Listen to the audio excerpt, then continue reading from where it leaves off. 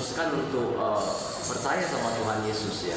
Kelihatannya itu sederhana, tapi bagi kita yang misalnya kita yang membimbing, bagi kita yang memahami bagaimana pergumulan dia sampai akhirnya dia memutuskan mau percaya sama Tuhan Yesus.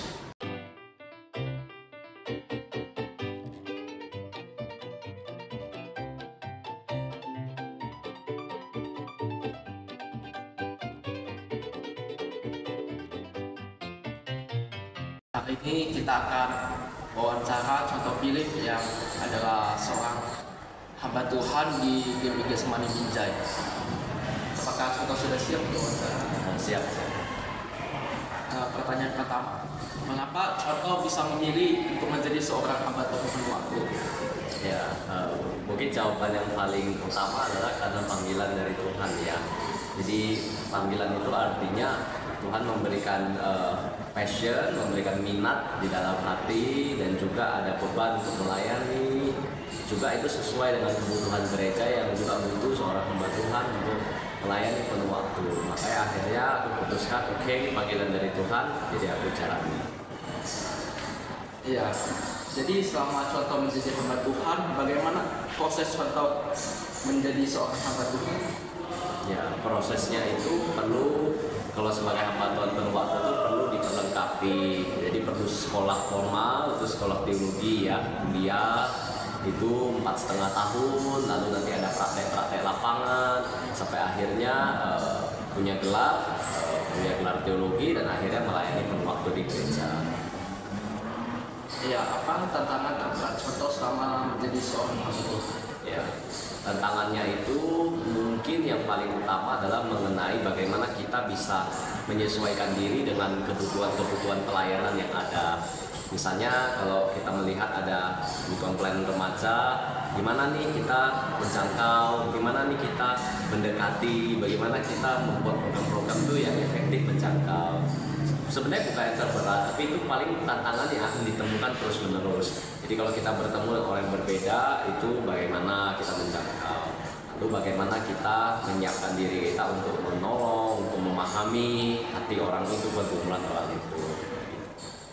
Ya, saat contoh tiba di seminari atau kampus teologi, apa yang contoh pikirkan tentang seminari itu? Ya begitu sampai di seminari, memang bayangan kita biasanya kan seminari itu atau orang-orang yang punya hati untuk kuliah teologi itu orang-orang yang baik, kira-kira gitu ya, orang-orang yang punya hati yang besar untuk melayani. Tapi sebenarnya sampai di seminari itu kita bukan menemukan yang ideal. Justru kita menemukan ada banyak orang-orang yang sedang berproses, orang-orang yang sedang dibentuk dengan segala pergumulan mereka. Jadi kita sama-sama dalam satu perjalanan. Jadi seminari ya sebenarnya orang-orang yang memang punya hati yang besar, tapi banyak juga yang perlu dikikis oleh Tuhan untuk kemudian siap dipakai oleh Tuhan. Bagaimana pembentukan contoh selama menjadi hamba Tuhan saat di seminari?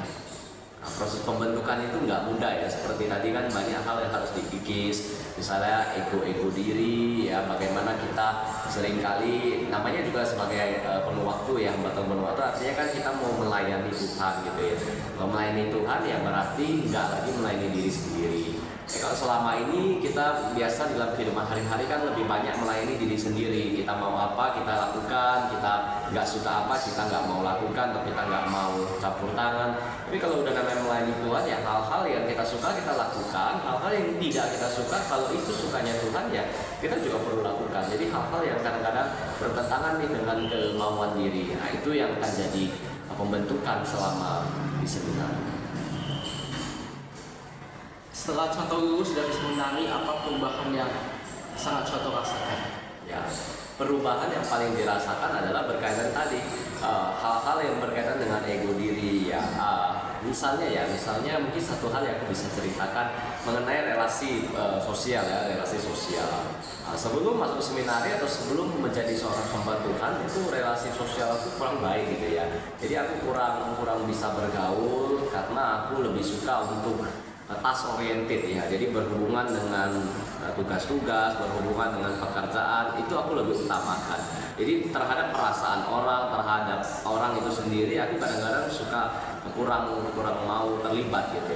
Nah, tapi Tapi setelah masuk seminari itu hal itu jadi diseimbangkan antara task oriented sama people oriented. Jadinya bisa mulai memahami ya ini ada waktunya untuk pekerjaan paperwork, tapi ada juga waktunya untuk people oriented, waktunya untuk mendengar, waktunya untuk meluangkan waktu, duduk bersama, memahami, akhirnya gitu. Jadi dua hal itu mulai diseimbangkan setelah aku keluar dari seminari. Apakah contoh pernah mengalami pengalaman indah selama menjadi hamba Tuhan?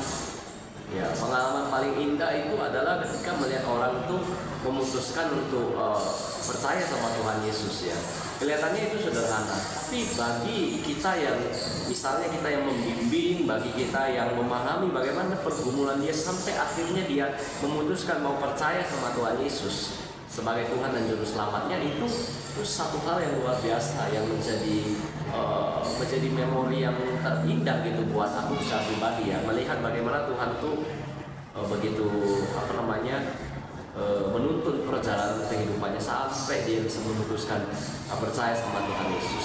Yang kedua adalah ketika seseorang kemudian yang sudah percaya Tuhan Yesus menyerahkan diri menjadi seorang hamba Tuhan penuh waktu, itu juga satu memori tersendiri yang luar biasa, melihat tuntunan Tuhan sebegitu indah gitu, sampai bisa menuntun orang untuk melayani Dia. Ya, contoh sebagai pembina pemuda dan remaja di GBG Semai Binjai ini, tantangan terbesar bagi contoh itu? Ya sama sih seperti yang tadi ya disampaikan ya. Bagaimana kita belajar memahami setiap orang dengan karakteristik yang beda-beda ya kan.